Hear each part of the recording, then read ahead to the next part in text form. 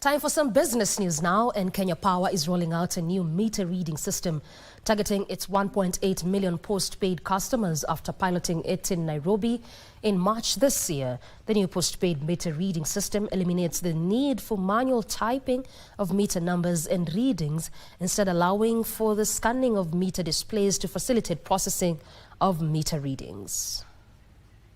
Recognition, or OCR, allow members readers to scan meter display instead of typing numbers manually, a process the company say will significantly cut down on errors and speed up monthly billing. The new postpaid meter reading system, known as optical character recognition, or OCR, allow members readers to scan meter display instead of typing numbers manually, a process the company say will significantly cut down on errors and speed up monthly billing.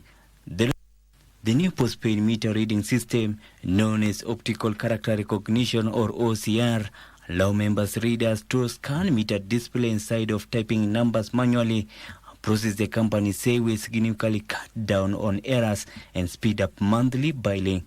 The rollout target of a 1.8 million postpaid meter that still require physical reading every month.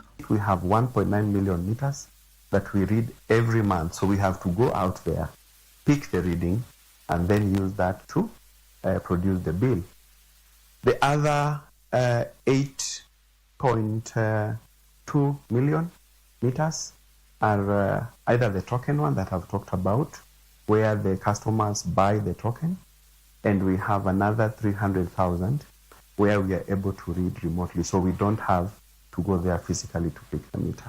Kenya Power says their technology will also help reduce billing complaints and improve customer experience, complementing existing digital tools which already allow customers to submit their own reading. We have been looking at how do we make it better, and not just better, how do we make it accurate?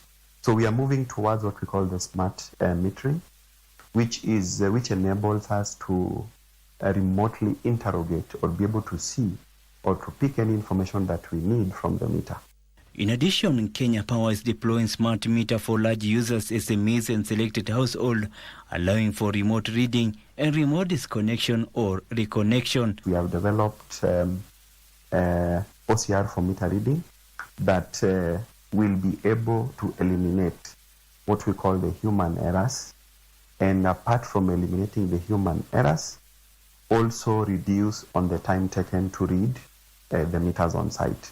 Felix Q for Lunchtime News.